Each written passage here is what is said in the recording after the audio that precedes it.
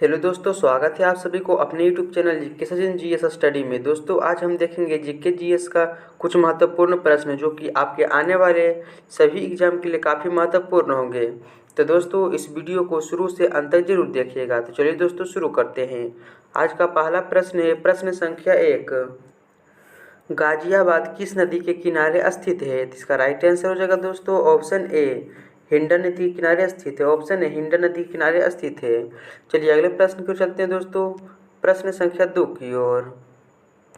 प्रश्न संख्या 2, बालिया किस नदी के किनारे स्थित है? तो इसका राइट आंसर हो जाएगा दोस्तों ऑप्शन बी, गंगा नदी के किनारे स्थित है।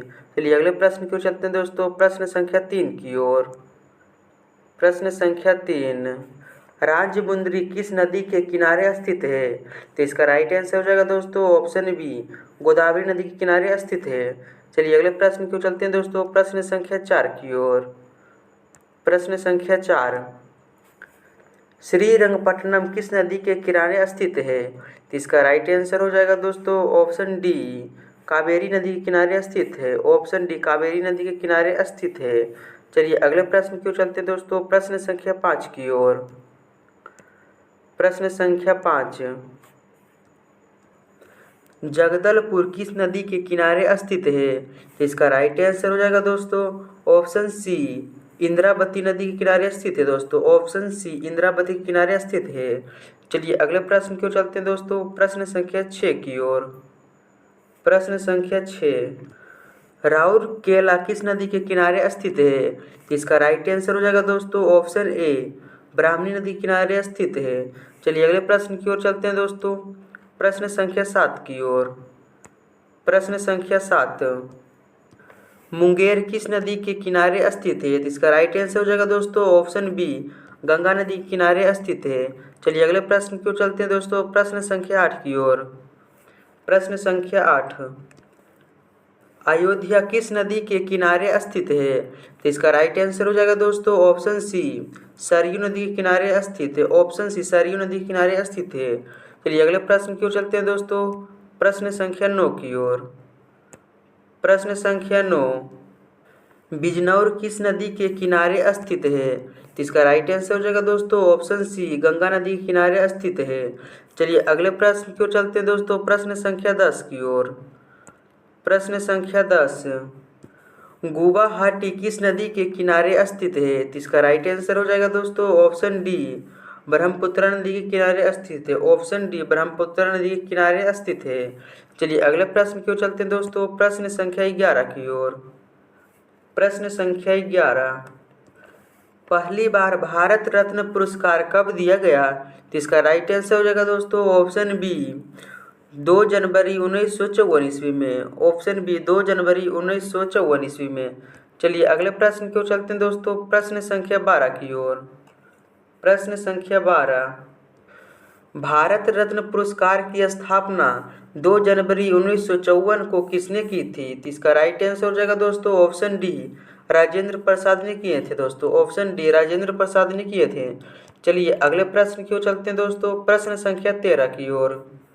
प्रश्न संख्या 13, सबसे पहले भारत रत्न पुरस्कार से किनको सम्मानित किया गया? तो इसका राइट आंसर हो जाएगा दोस्तों ऑप्शन डी, उपर्युक्त सभी को, चंद्रशेखर बेक्टरमन को भी, चक्रवर्ती राजगोपालाचारी को भी, सर्वपल्ली राधाकृष्णा को भी। तीन का राइट आंसर हो जाएगा दोस्तों ऑप्शन डी, उपर्युक्त सभी को। चलिए अगले प्रश्न की ओर चलते हैं दोस्तों, प्रश्न संख्या 14 की ओर।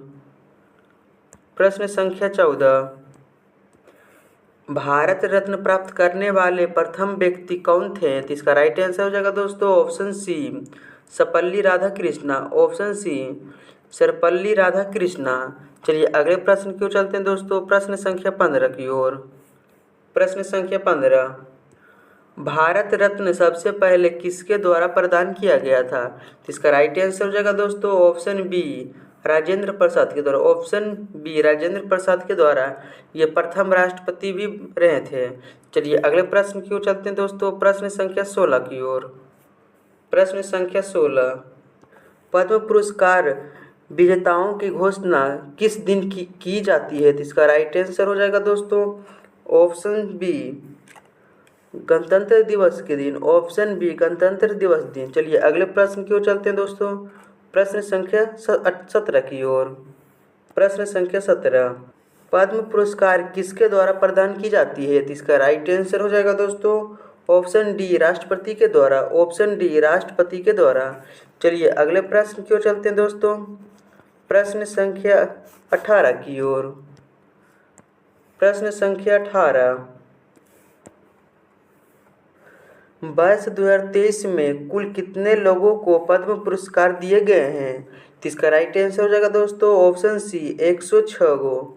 ऑप्शन सी 106 गो। चलिए अगले प्रश्न की ओर चलते हैं दोस्तों, प्रश्न संख्या 19 की ओर। प्रश्न संख्या 19, वर्ष 2023 में कुल कितनी महिलाओं को पद्म पुरस्कार दिया गया? तो इसका राइट आंसर हो जाएगा दोस्तों ऑप्शन डी 19 महिलाओं को। ऑप्शन डी 19 महिलाओं को। चलिए अगले प्रश्न की ओर चलते हैं दोस्तों, प्रश्न संख्या 20 की ओर। प्रश्न संख्या 20, वर्ष 2023 में कुल कितने लोगों को पद्म भूषण से सम्मानित किया गया? तो इसका राइट आंसर हो जाएगा दोस्तों ऑप्शन डी 9 लोगों को। ऑप्शन डी 9 लोगों को। चलिए अगले प्रश्न की ओर चलते हैं दोस्तों, प्रश्न संख्या 21 की ओर। प्रश्न संख्या 21, तराइन का प्रथम युद्ध कब हुआ था? तो इसका राइट आंसर हो जाएगा दोस्तों ऑप्शन सी 1191 ईस्वी में। ऑप्शन सी 1191 ईस्वी में। चलिए अगले प्रश्न की ओर चलते हैं दोस्तों, प्रश्न संख्या 22 की ओर। प्रश्न संख्या 22, तराइन का प्रथम युद्ध किसके बीच लड़ा गया था? तो इसका राइट आंसर हो जाएगा दोस्तों ऑप्शन बी मोहम्मद गौरी तथा पृथ्वीराज चौहान के मध्य। ऑप्शन बी मोहम्मद गौरी तथा पृथ्वीराज चौहान के मध्य। चलिए अगले प्रश्न की ओर चलते हैं दोस्तों, प्रश्न संख्या 23 की ओर। प्रश्न संख्या 23, तराइन का द्वितीय युद्ध कब हुआ था? तो इसका राइट आंसर हो जाएगा दोस्तों ऑप्शन ए 1192 ईस्वी में। ऑप्शन ए 1192 ईस्वी में। चलिए अगले प्रश्न की ओर चलते हैं दोस्तों, प्रश्न संख्या 24 की ओर।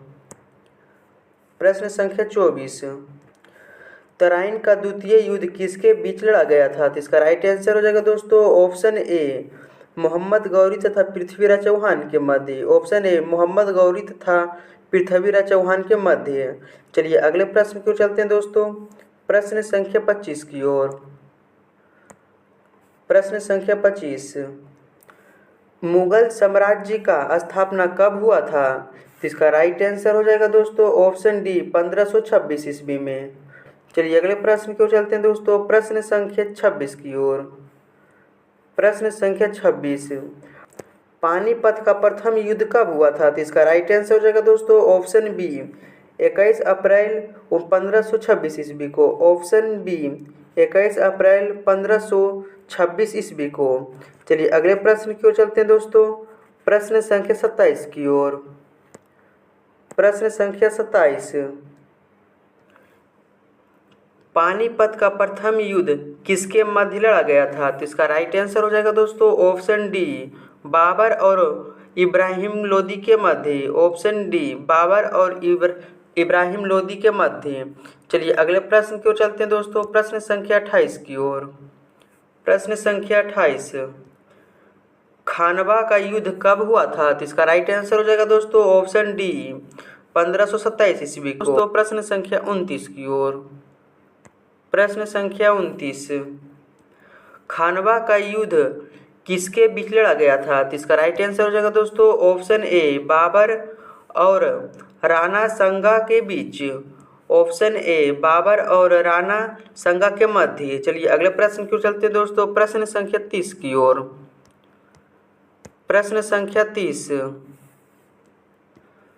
चंदेरी का युद्ध कब हुआ था? तो इसका राइट आंसर हो जाएगा दोस्तों ऑप्शन ए 1528 ईस्वी को। ऑप्शन ए 1528 ईस्वी को। चलिए अगले प्रश्न की ओर चलते हैं दोस्तों, प्रश्न संख्या 31 की ओर। प्रश्न संख्या 31, कैलाश मंदिर कहाँ स्थित है? तो इसका राइट आंसर हो जाएगा दोस्तों ऑप्शन बी एलोरा में। ऑप्शन बी एलोरा में, महाराष्ट्र राज्य में। चलिए अगले प्रश्न की ओर चलते हैं दोस्तों, प्रश्न संख्या 32 की ओर। प्रश्न संख्या 32, माता वैष्णो देवी की मंदिर कहाँ अवस्थित है? इसका राइट आंसर हो जाएगा दोस्तों ऑप्शन बी कटाड़ा में। ऑप्शन बी कटाड़ा में जम्मू कश्मीर में है। चलिए अगले प्रश्न को चलते हैं दोस्तों, प्रश्न संख्या 33 की ओर। प्रश्न संख्या 33, रघुनाथ मंदिर कहाँ स्थित है? इसका राइट आंसर हो जाएगा दोस्तों ऑप्शन ए जम्मू कश्मीर में। ऑप्शन ए जम्मू कश्मीर में। चलिए अगले प्रश्न की ओर चलते हैं दोस्तों, प्रश्न संख्या 34 की ओर। प्रश्न संख्या 34, गोमतेश्वरी मंदिर कहाँ स्थित है? तो इसका राइट आंसर हो जाएगा दोस्तों ऑप्शन डी कर्नाटक में। ऑप्शन डी कर्नाटक में। चलिए अगले प्रश्न को चलते हैं दोस्तों, प्रश्न संख्या 35 की ओर।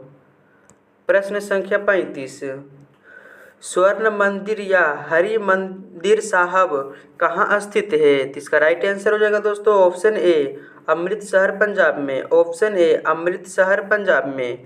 चलिए अगले प्रश्न को चलते हैं दोस्तों, प्रश्न संख्या 36 की ओर। प्रश्न संख्या 36, अमरनाथ मंदिर कहाँ स्थित है? इसका राइट आंसर हो जाएगा दोस्तों ऑप्शन सी जम्मू कश्मीर में। ऑप्शन सी जम्मू कश्मीर में।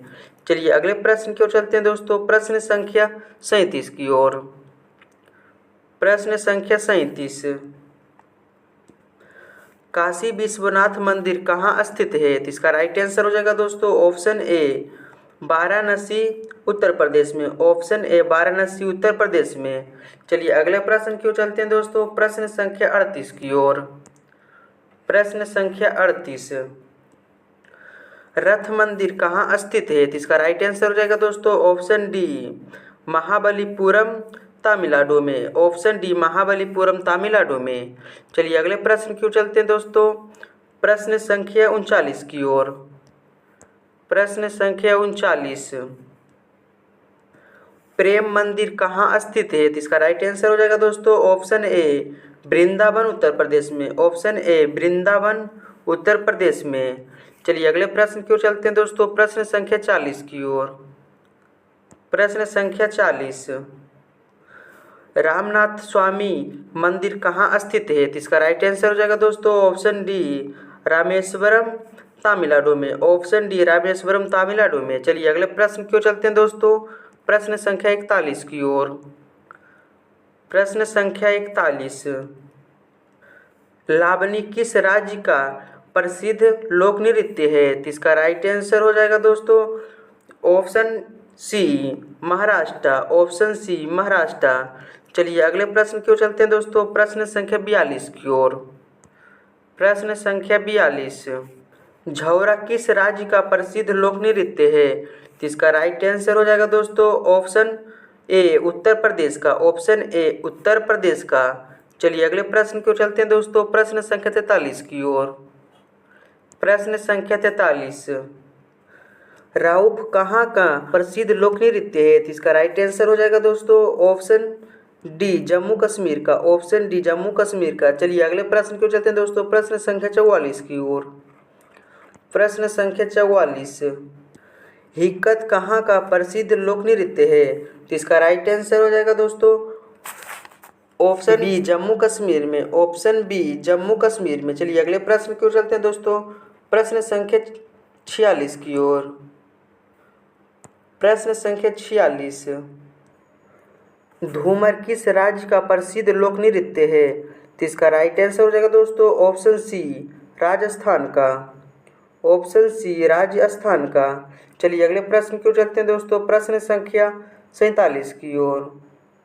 प्रश्न संख्या 47, लिम किस राज्य का प्रसिद्ध लोक नृत्य है? इसका राइट आंसर हो जाएगा दोस्तों ऑप्शन सी नागालैंड का। ऑप्शन सी नागालैंड का। चलिए अगले प्रश्न की ओर चलते हैं दोस्तों, प्रश्न संख्या 48 की ओर। प्रश्न संख्या 48, डंडा नाटा किस राज्य का प्रसिद्ध लोक नृत्य है? इसका राइट आंसर हो जाएगा दोस्तों ऑप्शन ए उड़ीसा का। ऑप्शन ए उड़ीसा का। चलिए अगले प्रश्न की ओर चलते हैं दोस्तों, प्रश्न संख्या 49 की ओर। प्रश्न संख्या 49, कवाड़ी किस राज्य का प्रसिद्ध लोक नृत्य है? इसका राइट आंसर हो जाएगा दोस्तों ऑप्शन बी तमिलनाडु का। ऑप्शन बी तमिलनाडु का। चलिए अगले प्रश्न की ओर चलते हैं दोस्तों, प्रश्न संख्या 50 की ओर। प्रश्न संख्या 50, बसंत किस राज्य का प्रसिद्ध लोक नृत्य है? तो इसका राइट आंसर हो जाएगा दोस्तों ऑप्शन डी तमिलनाडु का। ऑप्शन डी तमिलनाडु का। चलिए अगले प्रश्न की ओर चलते हैं दोस्तों, प्रश्न संख्या 51 की ओर। प्रश्न संख्या 51, गंभीरा किस राज्य का प्रसिद्ध लोक नृत्य है? तो इसका राइट आंसर हो जाएगा दोस्तों ऑप्शन ए पश्चिम बंगाल का।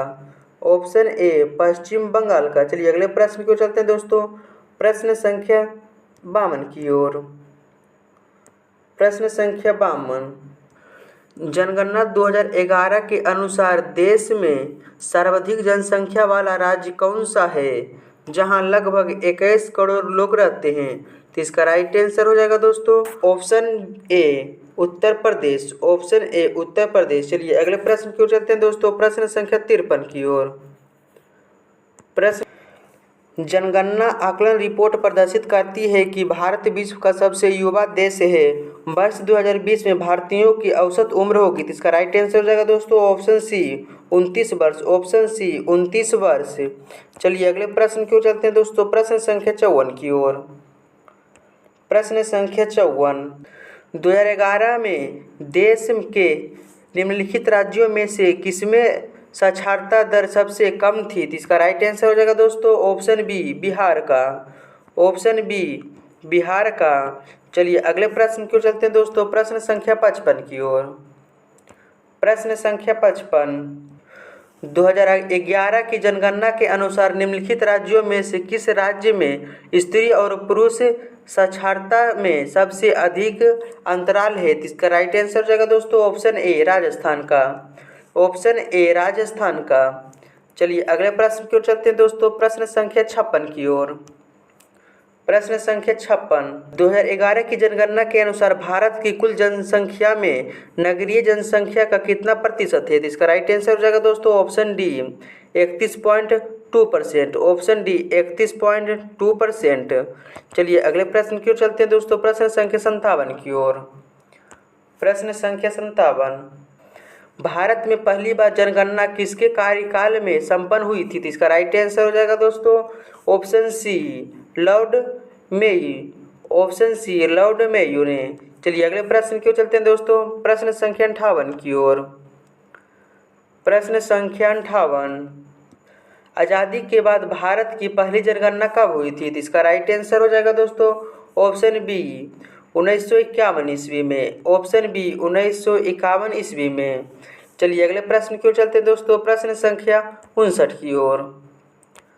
प्रश्न संख्या 59, 2011 की जनगणना के अनुसार भारत में शहरों में रहने वाले लोगों की संख्या है लगभग। तो इसका राइट आंसर हो जाएगा दोस्तों option A 37 crore. Option A 37 crore. चलिए अगले प्रश्न की ओर चलते हैं दोस्तों, प्रश्न संख्या 60 की ओर। प्रश्न संख्या 60, 2011 की जनगणना के अनुसार किस केंद्र शासित प्रदेश का लिंगानुपात सबसे ज़्यादा है? तो इसका राइट आंसर हो जाएगा दोस्तों ऑप्शन सी पुदुचेरी का। ऑप्शन सी पुदुचेरी का। चलिए अगले प्रश्न की ओर चलते हैं दोस्तों, प्रश्न संख्या 61 की ओर। प्रश्न संख्या 61, भारत में प्रभावित साक्षरता दर की गणना की जाती है। तो इसका राइट आंसर हो जाएगा दोस्तों ऑप्शन डी 7 वर्ष की उम्र से ऊपर की संख्या से। ऑप्शन डी 7 वर्ष की उम्र से ऊपर की संख्या से। चलिए अगले प्रश्न की ओर चलते हैं दोस्तों, प्रश्न संख्या 62 की ओर। प्रश्न संख्या 62, हिमालय पर्वत श्रेणी निम्न में से किस राज्य का हिस्सा नहीं है? तो इसका राइट आंसर हो जाएगा दोस्तों ऑप्शन ए उत्तर प्रदेश का। चलिए अगले प्रश्न की ओर चलते हैं दोस्तों, प्रश्न संख्या 63 की ओर। प्रश्न संख्या 63, भारत की कौन सी पर्वत श्रेणी नवीनतम है? तो इसका राइट आंसर हो जाएगा दोस्तों हिमालय पर्वत। ऑप्शन 3 हिमालय पर्वत। चलिए अगले प्रश्न की ओर चलते हैं दोस्तों, प्रश्न संख्या 64 की ओर। प्रश्न संख्या 64, हिमालय का पद प्रदेश फॉसिल रिकॉर्ड्स निम्न में से किस स्थान से जाना जाता है? तो इसका राइट आंसर हो जाएगा दोस्तों ऑप्शन 4 शिवालिक से, ऑप्शन 4 शिवालिक से। चलिए अगले प्रश्न की ओर चलते हैं दोस्तों, प्रश्न संख्या 65 की ओर। प्रश्न संख्या 65, भारत की सबसे ऊंची पर्वत चोटी कौन सी है? तो इसका राइट आंसर हो जाएगा दोस्तों option 1 K two Godwin Austen. Option 1 K two Godwin Austen. चलिए अगले प्रश्न की ओर चलते हैं दोस्तों, प्रश्न संख्या 66 की ओर। प्रश्न संख्या 66, नंदा देवी स्थित है, तो इसका राइट आंसर हो जाएगा दोस्तों ऑप्शन 2 उत्तराखंड में। ऑप्शन 2 उत्तराखंड में। चलिए अगले प्रश्न की ओर चलते हैं दोस्तों, प्रश्न संख्या 67 की ओर। प्रश्न संख्या 67, माउंट एवरेस्ट को नेपाल में किस नाम से जाना जाता है? तो इसका राइट आंसर हो जाएगा दोस्तों ऑप्शन 2 सागरमाथा के नाम से। ऑप्शन 2 सागरमाथा के नाम से। चलिए अगले प्रश्न की ओर चलते हैं दोस्तों, प्रश्न संख्या 68 की ओर। प्रश्न संख्या 68, निम्न में से कौन सी भारत की सबसे प्राचीन पर्वत श्रेणी है? तो इसका राइट आंसर हो जाएगा दोस्तों ऑप्शन 3 अरावली पर्वत। ऑप्शन 3 अरावली पर्वत। चलिए अगले प्रश्न की ओर चलते हैं दोस्तों, प्रश्न संख्या 69 की ओर। प्रश्न संख्या 69, अरावली पर्वत का सर्वोच्च शिखर है, तो इसका राइट आंसर हो जाएगा दोस्तों ऑप्शन 3 गुरु शिखर। ऑप्शन 3 गुरु शिखर। चलिए अगले प्रश्न की ओर चलते हैं दोस्तों, प्रश्न संख्या 70 की ओर। प्रश्न संख्या 70, दक्षिण भारत की सबसे ऊंची चोटी है, तो इसका राइट आंसर हो जाएगा दोस्तों ऑप्शन 3 अन्नामुदी। ऑप्शन 3 अन्नामुदी। चलिए अगले प्रश्न की ओर चलते हैं दोस्तों, प्रश्न संख्या 71 की ओर। प्रश्न संख्या 71, पश्चिमी घाट और पूर्वी घाट किस पर्वत श्रेणी पर मिलती है? तो इसका राइट आंसर हो जाएगा दोस्तों ऑप्शन 2 नीलगिरी पर्वत श्रेणी पर। ऑप्शन 2 नीलगिरी पर्वत श्रेणी पर। चलिए अगले प्रश्न की ओर चलते हैं दोस्तों, प्रश्न संख्या 72 की ओर। प्रश्न संख्या 72, कोचीन बंदरगाह कहाँ स्थित है? तो इसका राइट आंसर हो जाएगा दोस्तों ऑप्शन ए केरल में। ऑप्शन ए केरल में। चलिए अगले प्रश्न की ओर चलते हैं दोस्तों, प्रश्न संख्या 73 की ओर। प्रश्न संख्या 73, कांडला बंदरगाह किस राज्य में स्थित है? तो इसका राइट आंसर हो जाएगा दोस्तों ऑप्शन बी गुजरात में। ऑप्शन बी गुजरात में। चलिए अगले प्रश्न की ओर चलते हैं दोस्तों, प्रश्न संख्या 74 की ओर। प्रश्न संख्या 74, मुर्मू गांव बंदरगाह किस राज्य में स्थित है? तो इसका राइट आंसर हो जाएगा दोस्तों ऑप्शन बी गोवा में। ऑप्शन बी गोवा में। चलिए अगले प्रश्न की ओर चलते हैं दोस्तों, प्रश्न संख्या 75 की ओर। प्रश्न संख्या 75, पारादीप बंदरगाह किस राज्य में स्थित है? तो इसका राइट आंसर हो जाएगा दोस्तों ऑप्शन बी उड़ीसा में। ऑप्शन बी उड़ीसा में। चलिए अगले प्रश्न की ओर चलते हैं दोस्तों, प्रश्न संख्या 76 की ओर।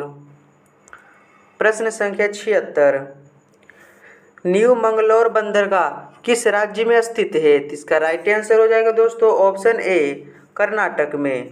ऑप्शन ए कर्नाटक में। चलिए अगले प्रश्न की ओर चलते हैं दोस्तों, प्रश्न संख्या 77 की ओर।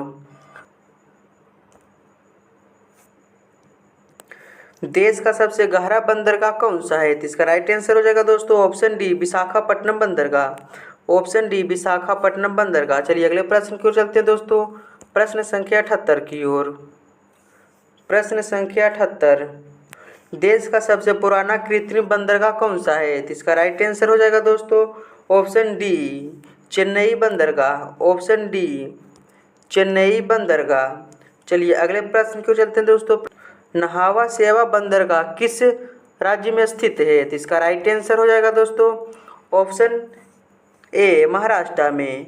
ऑप्शन ए महाराष्ट्र में। चलिए अगले प्रश्न की ओर चलते हैं दोस्तों, प्रश्न संख्या 80 की ओर। प्रश्न संख्या 80, कोलकाता बंदरगाह या हल्दिया बंदरगाह किस नदी पर स्थित है? तो इसका राइट आंसर हो जाएगा दोस्तों ऑप्शन ए हुगली नदी पर। ऑप्शन ए हुगली नदी पर। चलिए अगले प्रश्न की ओर चलते हैं दोस्तों, प्रश्न संख्या 81 की ओर। प्रश्न संख्या 81, निम्नलिखित में से कौन सा एक ज्वारीय बंदरगाह है? तो इसका राइट आंसर हो जाएगा दोस्तों ऑप्शन बी कांडला बंदरगाह। ऑप्शन बी कांडला बंदरगाह। तो दोस्तों अगर आपको वीडियो अच्छा लगा तो प्लीज़ इस चैनल को सब्सक्राइब जरूर कीजिएगा और ज़्यादा से ज़्यादा अपने दोस्तों के पास इस वीडियो को शेयर जरूर कीजिएगा। तो चलिए दोस्तों मिलते हैं नेक्स्ट वीडियो में, तब तक के लिए आप इस वीडियो में बने रहिए।